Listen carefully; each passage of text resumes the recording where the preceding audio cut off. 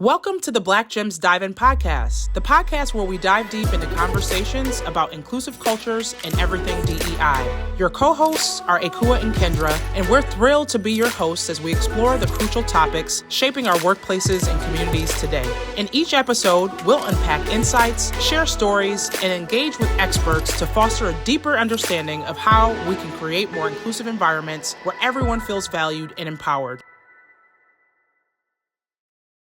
Hey, Kua. Hey, Kendra. I always say we're back for another episode. In my mind, I always say, like, we shouldn't be saying that because we are back, but we're here. It's another episode of the Black Gems Dive In podcast. Yeah. Super excited to be back. Yeah. We have so many exciting things happening and going on. Absolutely. I just came back from vacation. First of all, y'all, it was someone's birthday. Yes. Happy birthday. Thank you. We got to say it on the pod, of course. Yes, happy birthday. Happy birthday to me. Yeah, I always say, and I know we talked about this in our Black Gem or in our segment at the end but this is the happiest I''ve ever been in life. I feel fulfilled. Beautiful place. It's a beautiful place to be. It is. So I'm excited. I'm excited for you, friend. Yeah. You know, she's a Cancer. She's in Cancer season. We talked about this last time, right? Leos, you guys are approaching. They warming it up for us. Yes. We'll be here very soon. But saw your birthday pictures. You look like you had a wonderful time. I did. Thank you. Out in the sun on the beach. I did. Got a little tan. So okay. I'm back in Buffalo. Coming on in the bronzer. Yes. Right? Yeah. You know? Absolutely. So we're gonna dive right in, but before we do, we actually are very excited because we have a guest on our show today. Yes. Right? And we usually do like a round sound of applause effects, round of applause, something like that. But today we're excited to welcome Andrew Del Monte, who is Executive Director of Cooperation Buffalo. Cooperation Buffalo is a nonprofit that is really helping folks get cooperative started, right? And so, Andrew, welcome. Welcome. Thank you. It's so good to be here. Yeah. Thanks for coming on. So why don't you just go ahead and talk a little bit about yourself, your background, and your organization and what you do? Yeah. So Cooperation Buffalo is an organization that I helped to co-found 8 years ago now, back in 2016. We provide technical assistance, business development support, also training, education, and loans to folks that are starting cooperatively owned businesses, so businesses that are owned by a group of people. Right. And my background when it comes to this, I about 15 years ago now, got involved with the Nickel City Housing Cooperative, which is a local cooperative of people that all live together in two houses over on the west side. I remember that. And they're still kicking, 20 plus years on now. There's a new crop of people living in those houses. And so I learned hands-on what day-to-day democracy looks like when you're all with all the people that co-own the property with you. And so I use that experience and some of my other experience in nonprofits and supporting small businesses over the years, helping a new crop of people to start new cooperatives, whether those are housing, so people owning the same property, or workers owning their workplace together as a worker cooperative, or consumers owning a grocery store together, right? Like Lexington. Lexington Co-op, or Yep, African Heritage Food Co-op, right? Yeah. Awesome. Super exciting, right? And I think, right in this building where we record our podcast, where my business is as well, is the African Heritage Cooperative, right? And so we see them coming in, providing fresh fruits and vegetables and access to healthier food options, specifically in communities of color, I want to say. But it's been growing, and you see the tides changing and folks saying, hey, we want to come together and do something together and make money together at the same time. Yeah, it's all about community. So exactly. I'm excited that you're here. Yeah, so welcome. We're going to, dive a little bit more into what you're doing and connect it, honestly, to our conversation today. So there is a lot... There's a lot to discuss. That was like heavy on the T. It was a lot to discuss. Heavy on the T. You know what I mean? And so we're going to dive right into our diversity dispatch first and foremost. And so the diversity dispatch is coming from Axios, and the title is "When DEI Gets Downgraded to I and D." And just to preface this, y'all, we've been talking about all the different changes that are happening as it relates to DEI, making sure that we're keeping folks aware of all the changes, right? And what people are doing in this period of time where DEI is really under attack, right? So the article says that the Society for Human Resources Management, which is SHRM, right, announced last week that it dropped the word equity from its diversity, equity, and inclusion DEI strategy, thereby setting off a bomb in the relatively staid world of corporate HR. And so for folks that don't know, SHRM is probably like the highest professional group for human resource professionals. And we know that in a lot of organizations, DEI is housed under HR, human resources. And so for them to say we're dropping the E from equity is a big deal, and it kind of blew up on LinkedIn. We were having a lot of discussions around what that looked like.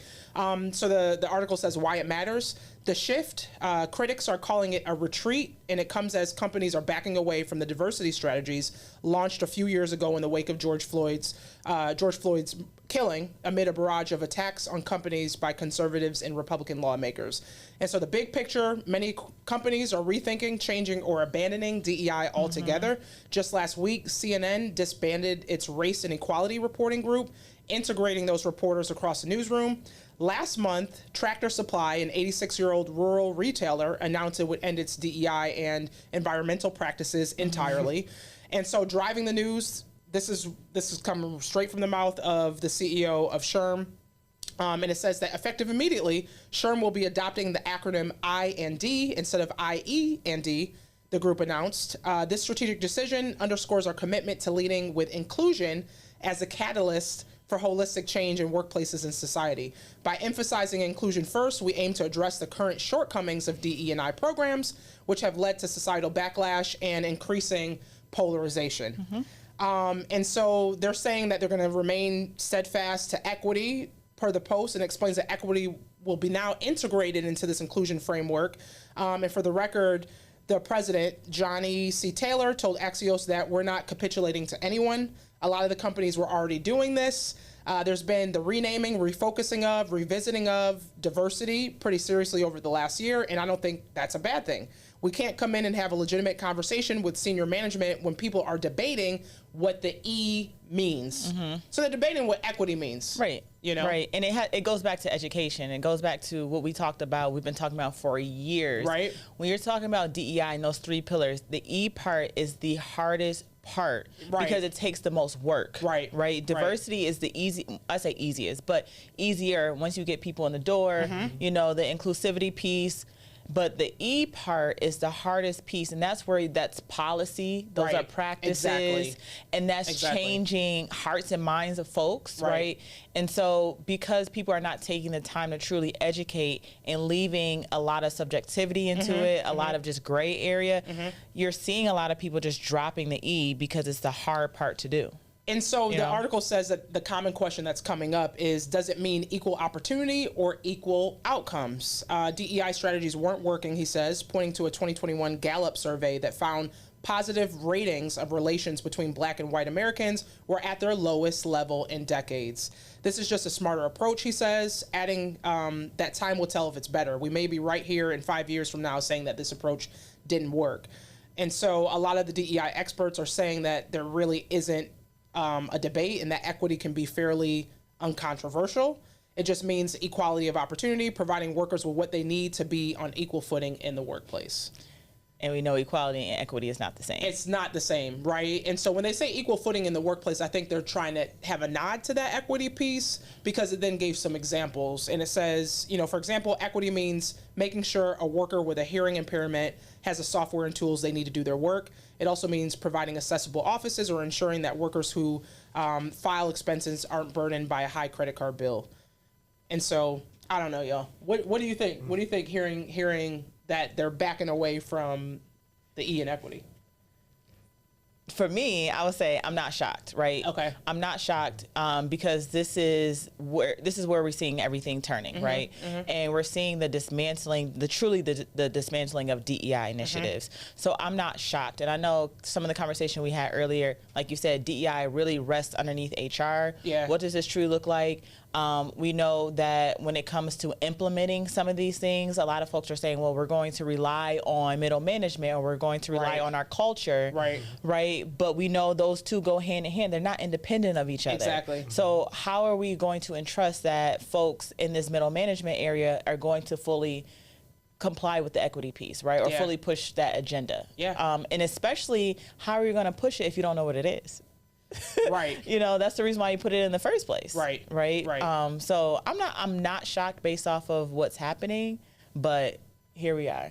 So Yeah, I don't know if you have any comments on that. The politicization of all of these really vital things is just like so detrimental, because as soon as someone says, oh, this word is too political, we got to take it out. Right. Now we're not talking about the thing that we all need to talk about and make change about. Right. And it shouldn't be political, but we know it is. We know it is. Yeah. I think, Kendra, you also made a point that I want to highlight for our listeners as well, is you said that DEI often rests under HR. And we've had conversations about this in the past. You know, I was in a C-level role where HR actually reported through me as an equity function within the organization, which is not normal, right? That's not common.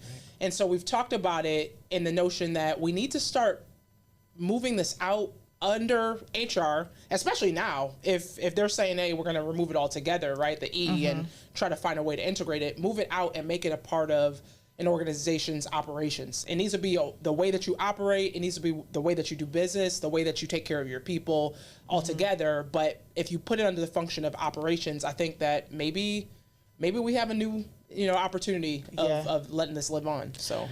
Well, so there's another article in Forbes, and they said SHRM's problematic DEI pivot, a step backwards for workers' rights. And so it talks about everything that we just spoke about previously. And in the article, it says, this rationale for a pivot is deeply troubling. Their so-called civility initiative appears to be a calculated distraction from addressing the real tough issues. It signals a clear lack of intent to mobilize the HR community for systemic change in the workforce. Despite SHRM's claims, there is no evidence that societal polarization and backlash is linked to the shortcomings of DEI programs.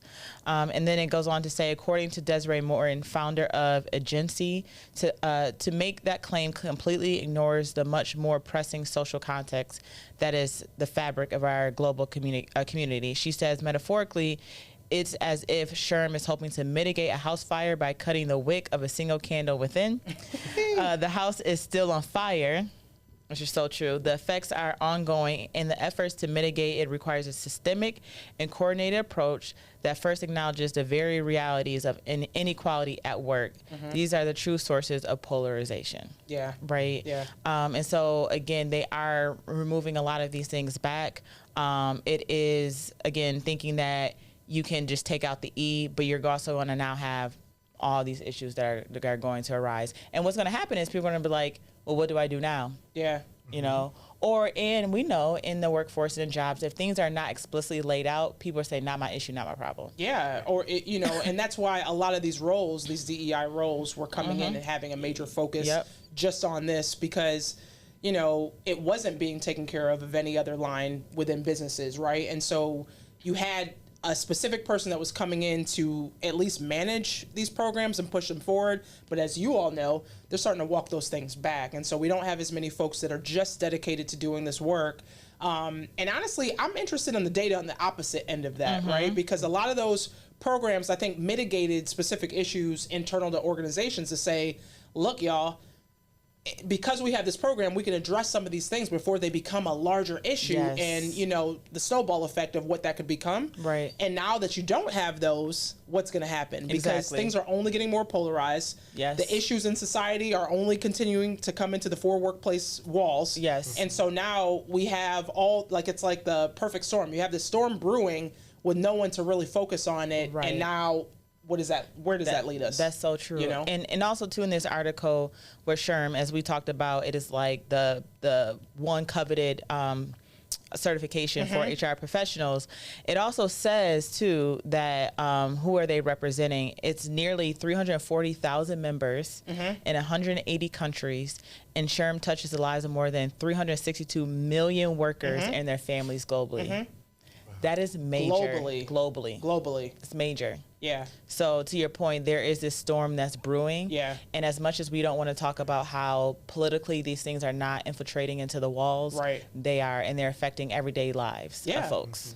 And then things like conflict resolution. I just think about all the things that we try to teach mid-level managers in order to effectively manage the day-to-day in a business. And so if we're not preparing them in a way that can understand what equity looks like, how do you show up for employees who have different needs? Right. We talk about all the different diversity characteristics. So whether they be age, gender, sexual orientation, your tenure within an organization, all these different things, they need different ways of addressing them, right? And so people want to feel valued and respected in organizations. And if I show up and I'm a person who's transgender and I don't have policies that, benefit me in your workplace or, give me the resources that I need to be able to show up as my authentic self, then I'm not going to stay. And that just leads back to retention issues. That leads to, maybe it's discrimination cases within your organization. I don't know what the other outcomes are, but it just leads to more chaos, I think. It's going to be really interesting to see what those data points are. Yeah. For sure. Yeah. So, whew.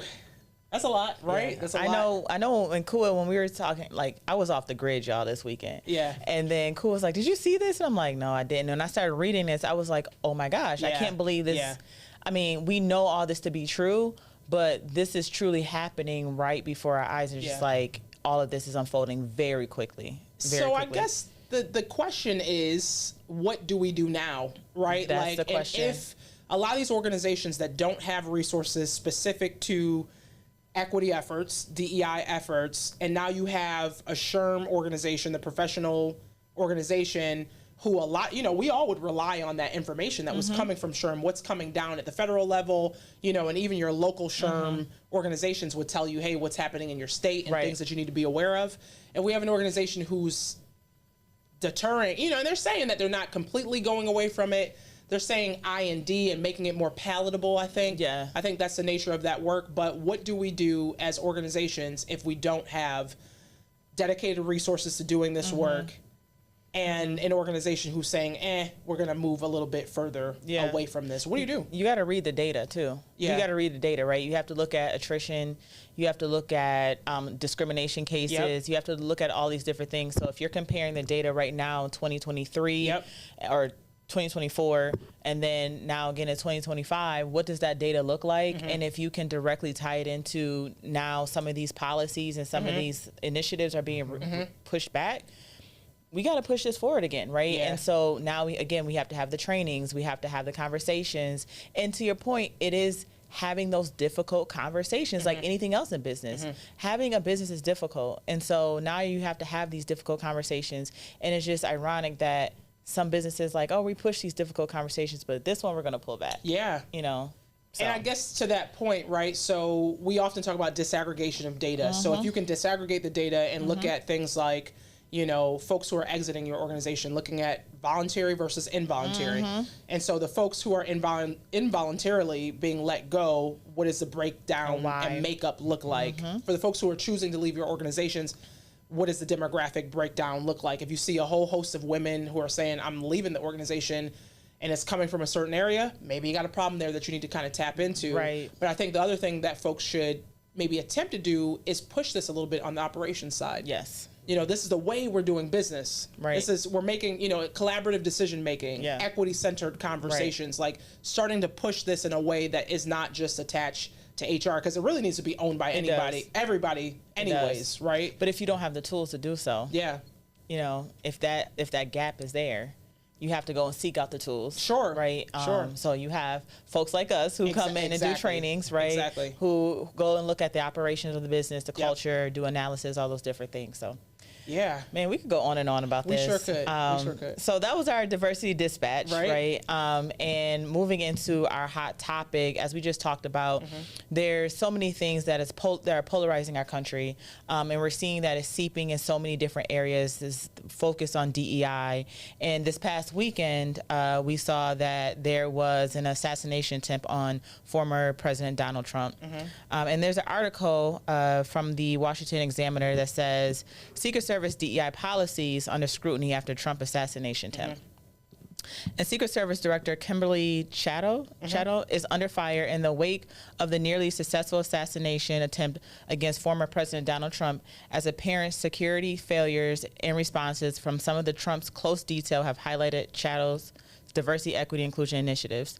The shooting and aftermath brought significant questions, including how it was possible a building that seemed like an obvious vantage point for a shooter to have a clear line to Trump was not adequately covered, and why Trump's detail had agents who were significantly smaller in stature than the former president, Critics noted in the aftermath of the gunshots that some of the agents responsible for shielding Trump were not only smaller than the president and therefore incapable of covering his body, but also appeared confused in response to a scenario that was supposed to be trained for.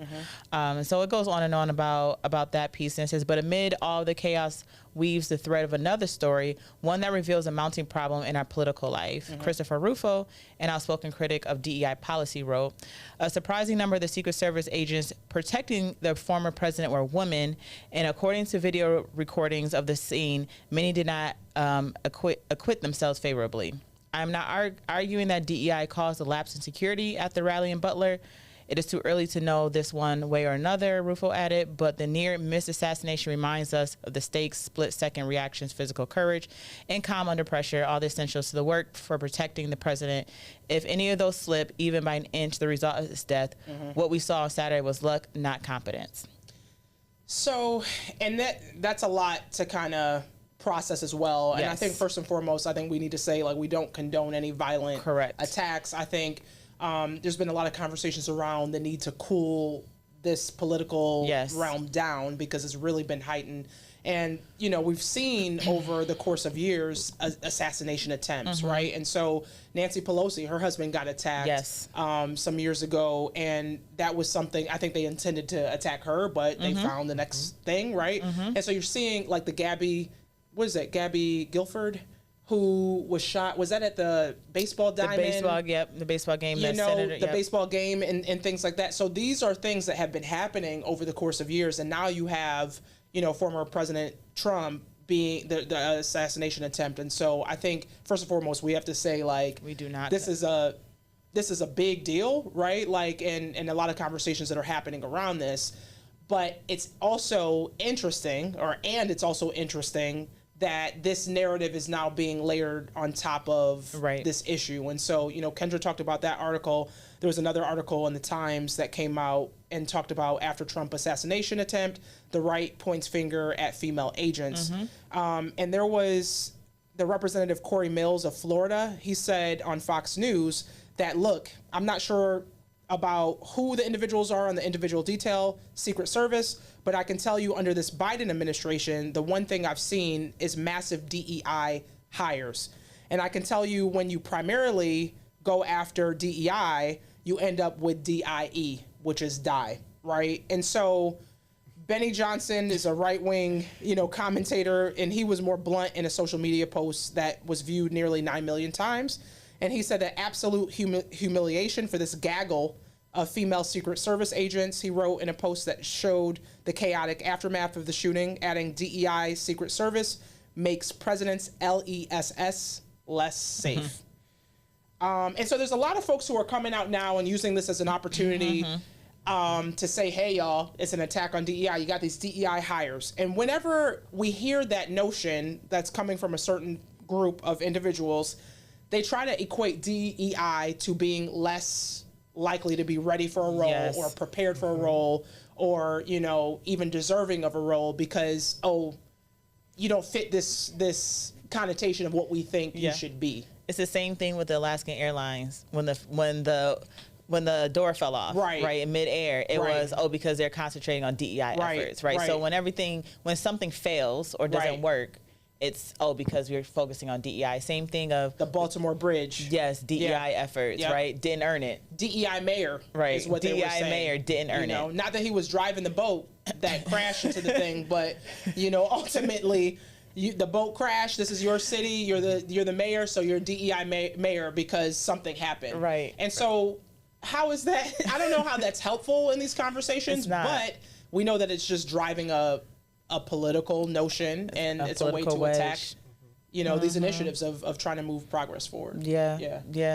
And so we need, going back to what you were saying to Kua prior to, like, what's next? Where do we go from here, right? And how are we, this divisiveness that's happening, how are we going to close this gap? And I think it's a collective effort, right? There's so many things that we can do within your own seat. So whether you are in the workforce, whether you're in the political realm, you know, from your vantage point, what are you doing to kind of steer the ship? And it's a collective effort. And we didn't get here overnight, right? We see that this is something that's been happening over and over again. We did not get here overnight. We're not going to steer the ship the other way overnight either, right? And so this is going to take years of collective effort to move it forward. To your point, looking at these data points, right? I know in the article too, I did read that over the years it says Secret Service, there was a high attrition rate since 2022. And it's been very hard to recruit. And so, you know, again, this is one of those things that say, they're saying now more women are coming in because it's hard to recruit, right? But at the end of the day, we all have a duty to play in order to steering this ship. And it's difficult. It's hard. It's tiring. We talk about this all the time, right? But we have to be careful about the narrative and what's actually coming out of our mouths. Right. And so I think that's a perfect, you know, segue to talk to Andrew, our guest who's on, just about how we start to take more ownership and control over the collective, right? Because we often talk about this, right? Like, we're in a world right now where individualism is really put at the forefront, and a lot of times we're forgetting about collective efforts. A part of collective efforts is collective economics, which is a principle of, you know, Kwanzaa. We often talk about that as it relates to, like, you know, Ujamaa, collective economics. And so when we think about it from that standpoint, one of the things that comes up often is how are we, and we talked about this with Baba, who came on as well, around wealth building. How are we amassing wealth as a community? How are we positioning ourselves to have a better outcome if, who knows what's going to happen, right? No matter who's in office come November, everyone needs to be thinking about how we better position ourselves in our communities. And so we wanted to invite Andrew on to talk more about that, right? Talk more about, first of all, what is a cooperative? Right. You know, how do people put these things together, and how do they benefit? And give us a little bit of history about like how we got to this point as it relates to that movement. Sure. Yeah. I'll start back with that last conversation because I think one big connection for me in talking about like when DEI is you know put on the chopping block, right? It's like it's this notion that DEI or that moving toward equity and inclusion makes us weaker somehow, and the only way we can be strong is if certain people have power and position and certain other people don't, right?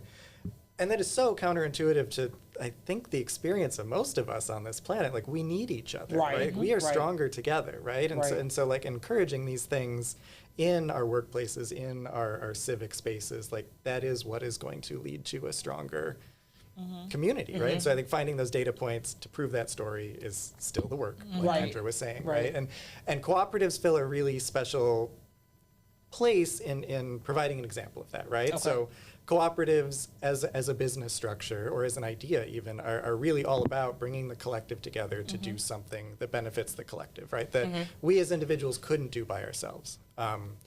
There are so many examples throughout history of cooperativism instead of competition, right? We talk about how this economic system we're all stuck in right now is all about competition makes us stronger. Yeah, well, but in so many cases, and in the human spirit, we know that when we work together, we do great things. Like I can do more with the two of you than I could do on my own, right? And so like that's sort of the spirit of cooperatives, and that takes on many forms, right? In its more modern conception, the cooperative business is a structure where you've got many people who act as the shareholders or the co-owners of some company, right? And that could be a grocery store, it could be a farm, it could be a manufacturing plant, it could be a group of people doing consulting work, right?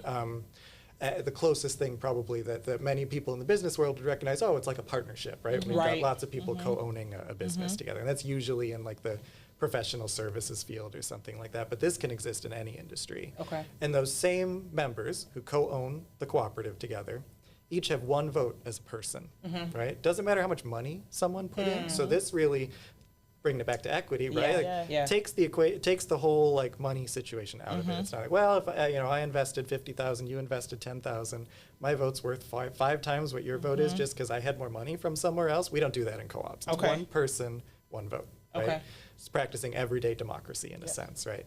And then the other major thing that happens in this cooperative business model is those members share in the profits equitably at the end of the year if the business is doing well, right? So, and usually that's in proportion to what cooperatives call patronage in terms of tax reasons, but really all that is like how much that member used or contributed to the cooperative, right? So if you have a cooperatively owned grocery store, usually those are set up as consumer-owned businesses, right? So you brought up the Lexington Co-op here in Buffalo as an example, right? Thousands of owners, right? They're all the customers of the business. And pay a membership fee. That makes you a shareholder in the company. And I patronize the business by buying some groceries there over the course of the year. And depending on how much I've contributed by spending my dollar at the grocery store, I get a little dividend check back at the end of the year, because there's thousands of owners. Nobody's getting rich as a co-owner of a consumer-owned grocery store, but there's still that practice of you give and you get, right, in proportion to the whole. In other types of cooperatives, like worker-owned cooperatives, which I mentioned before, which is where all the employees co-own a business together, profit sharing is a little bit more significant because you've got less people who are the employees of the business, right? So say you've got 20 people operating a restaurant, let's say, right? Depending on how much they patronize the business with their labor, so how many hours everybody works over the course of the year, they get a little profit share back in proportion to what they contributed, right? And so it's this really powerful way to both do away with giving investor owners more power at the business, but it's also a way to build community wealth, shared wealth for people, right? It's not just the one owner who gets that profit at the end of the year. There's, that one person who gets to take a vacation or buy a new car or something like that. Everybody's building wealth at the business over time based on how the business is doing. And the more they put in, labor-wise, hopefully the more they get out, right? If you work harder at the business, you earn more back. So that's the basic premise of it. Not complicated, not revolutionary, but definitely rarer in the American economic context, because we are so individualistic, so bought into that bootstrap story that, one person, I'm going to make it rich if I try really hard by myself. Obviously that comes true for a very small number of people. The rest of us are stuck going the 1%, or the 0.01%, whatever we're at right now. And the rest of us are like, wow, we got nothing. And so this is a way to really spread that around a little bit more. And to your point, you were talking about, in this world today with capitalism and everything that's going on now, and, how are we, or I guess how is Cooperative Buffalo really empowering folks to kind of build on this whole economic resiliency, right? What does that look like, especially here for folks in Buffalo, right? We know that Buffalo, we're doing better over time, but we're not collectively in the best position as we probably could be, right? And that's true for many people in many cities, obviously. But how does this help with that true economic resilience as we keep moving forward when the rich is just getting richer? What does that look like? Cooperatives are not the one thing that's going to solve everything, right? It's a piece of the puzzle. But I think this business model has some key advantages for communities like Buffalo, and particularly marginalized communities in Buffalo too, right? Communities that have been disinvested, wealth has been extracted, owners of businesses are taking your dollar when you shop at the Family Dollar on the corner, and they're not bringing it back to your neighborhood, right? And so operating businesses that are owned by the community members, right, owned by the workers who live in those neighborhoods, who are then sharing in the profit, sharing in the good money that comes into those businesses, they're going to keep recycling that in their community, right? And so that's a very obvious way where this makes us more economically resilient. I think another really important piece of this is when you have a business that's owned by a bunch of people in a neighborhood, the chances of that business up and leaving next to zero. Like you could have a couple owners, I'm going to move to the suburbs, I'm leaving, but the whole business isn't going to uproot because you've got 10, 15, 30 other co-owners who are still rooted in neighborhood. They're going to find some replacement worker owners or consumer owners to fill those spots when they open up. And it preserves these neighborhood businesses, right? So it's also a really interesting strategy that we try to get out the message a lot at Cooperation Buffalo around preserving the existing locally owned businesses that we do have, right? There's a huge baby boomers are getting to that retirement age. Some of them are past it already. And a lot of them were family, historically, like owning businesses that have been in families for generations. And a lot of our generation don't necessarily want to take on the burden of being an owner of that small store anymore. But a lot of them have employees who have been essentially keeping those businesses open and operating. They know what happens. They know how to keep those businesses afloat. They're actually a really good candidate to buy out the selling owner when they retire and start operating it as a cooperative that's going to stay rooted in community. It's going to start more materially benefiting those people that become the co-owners together. Yeah, and I love that connection to, maybe one person moves, but that doesn't move the entire business. And I think that's really relatable because even across the street over here, that Family Dollar has now left, up and left the community. And a lot of folks relied on that, place to get access to things that they need for their house, right? I think the other component in this that's really helpful, I think, if you explain a little bit more for folks is this new to, I guess, marginalized communities, right? And what what did this look like before, historically, you know, and what is it looking like now, I guess. Right. Yeah. So I love talking about the history of co-ops. Okay. I don't know everything, but I'll share what I know. Yeah. I think the biggest misnomer, especially when I walk into a room to start talking about co-ops to people, is everybody's like, great. Co-ops are that thing that the white person goes to buy their fancy granola, right? Okay. Like that's what people think of first when they think Right. of co-ops. Right. And yes, that's an example that we've seen that emerged in the 70s and 80s in particular. There's a lot of these grocery co-ops that tend to serve affluent neighborhoods who wanted to buy healthy and organic and hence expensive foods. Right. But there's so many other examples in all sorts of cultures using this cooperative model to really benefit folks who need support in different ways, right? And in the U.S. context, there is so much economic cooperation that has existed, particularly in Black communities over the years. Okay. And here in Buffalo as well. So there's a great book, I'll plug a book for you, called Collective Courage Okay. by Dr. Jessica Gordon-Nemhard. She wrote The Comprehensive History of Black Cooperatives in the U.S., going all the way back to slavery. Right? Okay.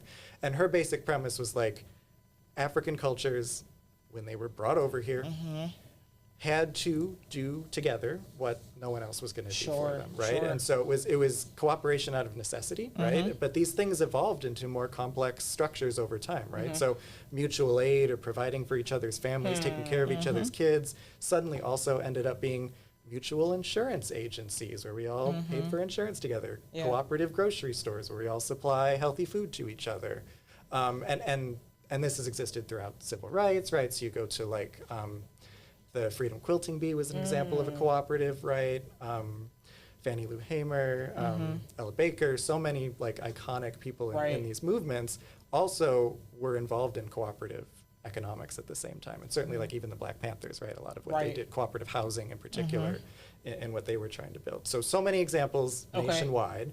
And then here in Buffalo, that history goes back as well. So as early as 1928, this is the earliest that we have paperwork for, at Okay. least. There was a group called the Citizens Cooperative Society on the east side of Buffalo. It was started by a physician, Dr. Ezekiel Nelson, and it was particularly for Black Americans in Buffalo to create a sort of self-help community. Like this was his vision, right? Okay. And Citizens Cooperative Society took on various names and various approaches over the years, but it existed for over 30 years through 1960. Wow.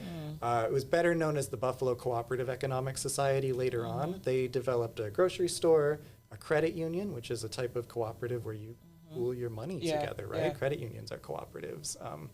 And they also had an educational program as well. And so this was a great example. And their full archive for this organization is held in the Monroe Fordham collection at Buff State. Oh, cool. Okay. In the library there. So Okay. you can, and some of that is actually available online for people to search, which is really great. So Yeah. well-documented history there. Love But it. then you advance further and you've got in civil rights era, ECHO, which was the East Side Community Cooperative, Okay. was a cooperative grocery store that was started late 60s. By early 70s, they had a physical brick and mortar store. It started as a buying club, kind of like the African Heritage Food Co-op has started more recently here. Okay. They had a store at 300 William Street. I want to say it moved to Genesee Street and later in their existence. And it was, it was one of these consumer-owned grocery stores, and it was all the members were Black folks from Buffalo's Interesting. East Side. And again, one other piece of, last one I'll share, one other piece of important, I think, Black co-op history that is unfortunately relevant again to the Buffalo story. So the Tops over here on Jefferson, right, where we had the May 14th white supremacist massacre a couple years ago, the community effort to get a grocery store in what was a food desert here, Yeah. which took a decade, right, at least, involved a very active movement to start a cooperative grocery that was going to Yeah. be called Our Market. Yeah, you know some of this We, story too. it's. Yeah? I'm only saying yes because Yes. we actually the anniversary they revealed the memorial over Yes. there, and we actually did a live podcast where we talked to Mayor Byron Brown around the efforts of how the grocery store got there, and so I think there were two different paths that could be taken. And so if you want to give us a little bit more insight around what you know on that side. Well, and there's fun Buffalo News articles from back then in the 90s where you can read about the political tensions. We'll leave that. We'll leave that to just go to buffalonews.com. But there were hundreds of community members that signed a petition to get a cooperative grocery store started. They seeded it with a little bit of money. At one point, City Hall promised some money that never came through for the project. As you know, these things happen. They commissioned a market study of the area, which proved that folks wanted a grocery store, had money to spend. These are the things that they would buy. And you can draw the line pretty directly to that community organizing effort, which was around this concept of starting a community-owned store, really influenced a supermarket like Tops finally being willing to come into a community where there was clearly a need, but they had to demonstrate it, through all of this this work. And that Tops received millions of dollars from the state. Can you imagine what we could have done with millions of dollars for a community-owned project instead that was going to keep that money here? And, Anyway, a cooperative that didn't come to be, but definitely played a big role in the food apartheid situation in this neighborhood. I love that historical context because first of all, it makes me, number one, proud as a Black woman, as a Black person in Buffalo. It makes me very proud. And what you were saying too is that there's so much that was born out of necessity. And this is something that before it was tagged with the official title, we were doing this from day one, right? It's really bringing community together, making sure that we're thriving as a community. And I think a lot of conversations that we're having now is bringing us back to that community aspect. I had the opportunity a few months ago to go to, I think it was the second annual Black Caucus that was put on by Councilwoman Zanetta Everhart, and it was really interesting just to see how many organizations were there really talking about this cooperative opportunity. And I was able to sit in a session with Drea from what does she have? Feed Buffalo. And what she's doing is amazing, right? What's starting off as a community garden is really just feeding the heart and soul of the community. And so just hearing the stories that you were just talking about really makes me proud of things that we're doing. And it makes me think about, too, from a historical lens, even something like Black Wall Street, right? And that's basically what it was, right? And so can you talk about some of if there are some threats or challenges currently when it comes to these opportunities in marginalized communities? Like what challenges currently exist? The biggest challenge is risk, right? Like these cooperatives don't exist yet, and starting a business is risky. And it is hard to ask someone who doesn't have any savings to take a risk like that, right? And so removing those barriers as much as we can is key to making these opportunities seem feasible to people, right? And then that's why we go for that strategy of potentially converting existing businesses, right, that have aging owners, because the business already has a customer base. It's already making money. Some of the risk is reduced if we transition the ownership carefully, right? But for folks who want to start up a new cooperative venture, you're going to need money. You're going to need human capital. You're going to need relationships. You're going to need access to specialized professional support for this sort of thing, right? There's a limited number of lawyers and accountants who know cooperative stuff, right? And so a big reason why Cooperation Buffalo exists is to make those resources more readily available to folks, particularly for this business model. We've got so many great business support organizations in here, even in the Exchange at Beverly Gray, where we are right now, you know, but not a lot of knowledge about particularly the co-op business model. So we try to put those resources packaged up for folks. And so when we do one-on-one counseling with folks who are interested in an idea, we offer trainings. We have a fellowship program I'll mention in a minute coming up later this fall for folks. And then we do a lot of direct, what we call sort of like radical walking alongside folks, right? Where we're just like, we're in this with you. You want to start the business? Let's go on the journey together. And so we'll work with some of the teams of co-op entrepreneurs for years as they're going from idea to opening the door to being a sustainable company, right? And we also are part of a national loan fund, which is a cooperative, of course, called Seed Commons. It's a CDFI, so we do nonprofit lending, particularly for co-ops, and it's very gentle capital, so we don't ask people for credit scores or personal collateral. The security for the money is the strong relationship that we build with the co-op on the ground, right? And these are loans that are going to be made available to folks who aren't going to be able to get a loan from M&T Bank or from KeyBank or folks like that, right? And so that's also a way that we can capitalize these businesses when they need money to buy equipment to get started, right? Not every business needs a bunch of money to get going, but some do, especially these grocery co-ops. Outfitting a whole store is very expensive to get started. Right. Yeah, absolutely. So can you just talk about some initiatives that's currently happening? I know you were talking about the fellowship that's up and coming in the fall, but what initiatives, including the fellowship, that you guys have coming up that you want to share with our listeners today? Well, I'll start with the fellowship because I think it's a great place to start for folks. So every year, this is our 6th year doing it, we offer a multi-week training program that is also a sort of cohort fellowship development kind of opportunity for folks. In past years, we've called it the Cooperative Academy. This year, it's called the Cooperative Changemakers Fellowship because we're broadening the scope a little bit. The Academy in past years was strictly team of people, know they want to start a cooperative business, we'll take you through the steps to do it. And that was great. You know, in 5 years, we trained 150 or so people. Wow. Several of those teams actually went on to launch cooperative businesses that we've supported in other ways.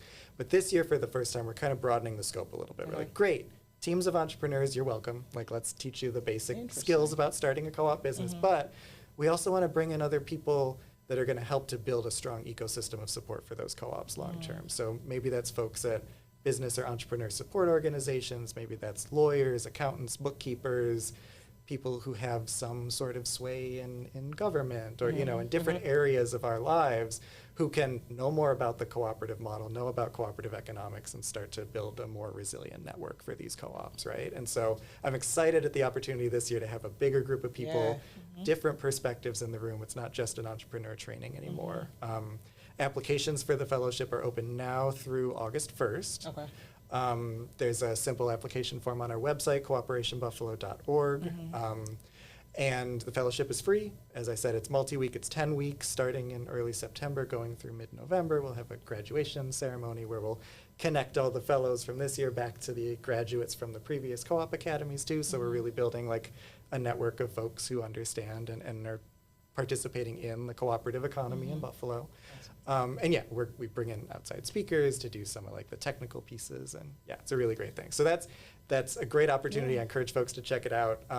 Year round, we do intake for entrepreneurs who are interested in starting co-ops though. So you don't have to go through the fellowship first to start working with us. If there's a business that's like, we're getting ready right now and we think we want to do it as a cooperative instead of as a single owner, we will talk to you, right?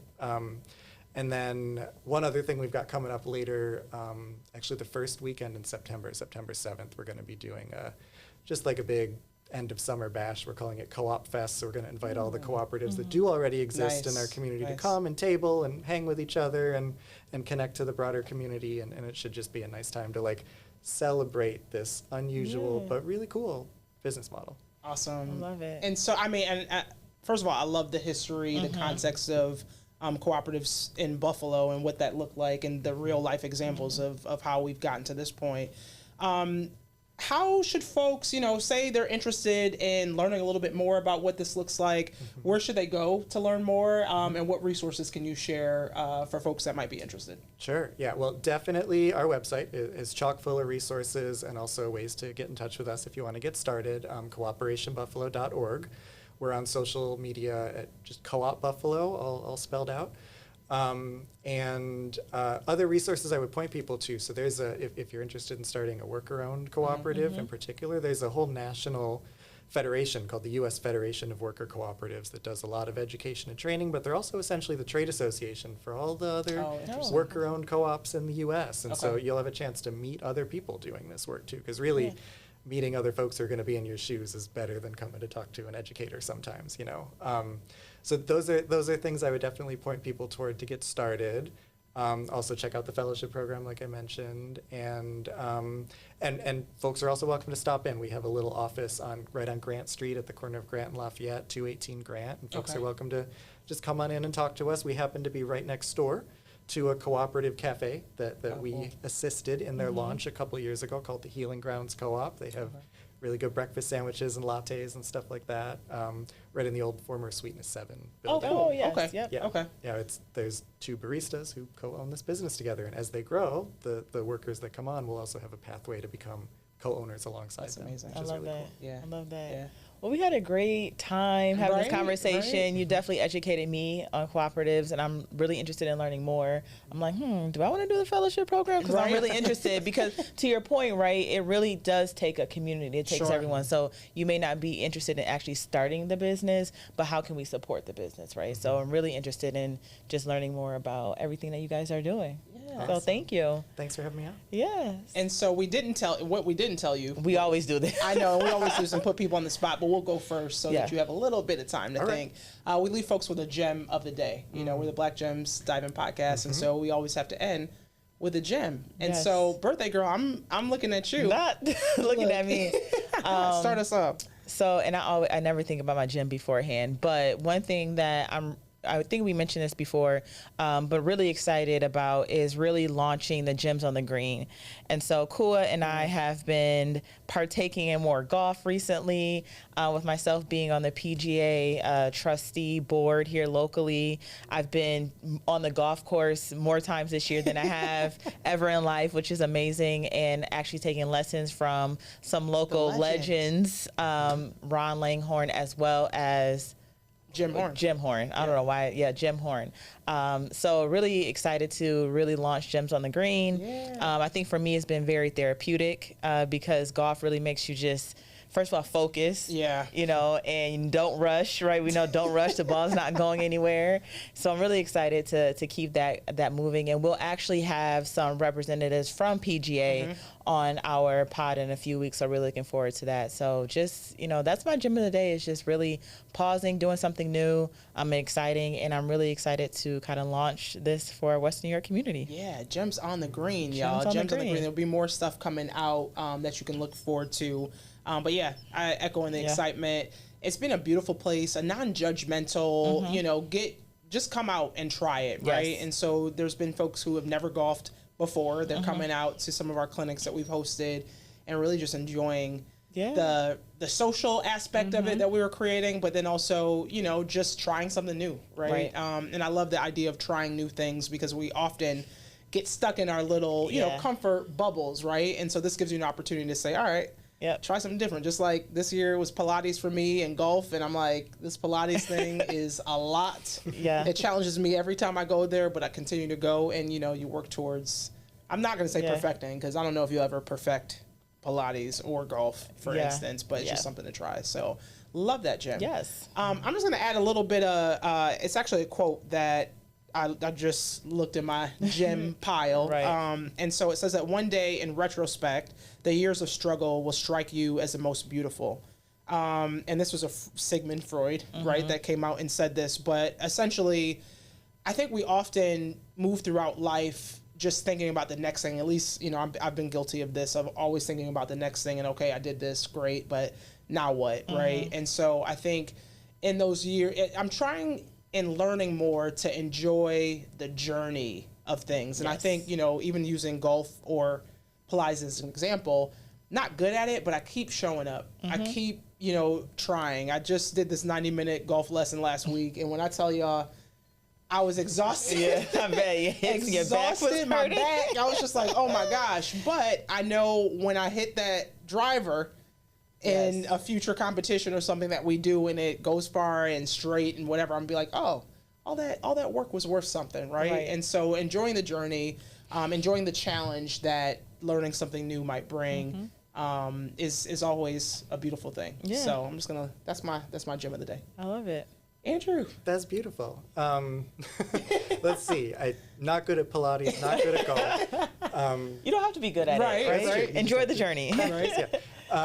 But I think what I'm thinking about is, and this ties back to some of the more political conversations earlier, is and tying that to the cooperative model too. Is like this sense of, we're all feeling, many of us I think are feeling very dissatisfied, anxious, you know, disillusioned with the democratic process that we have in this country, right?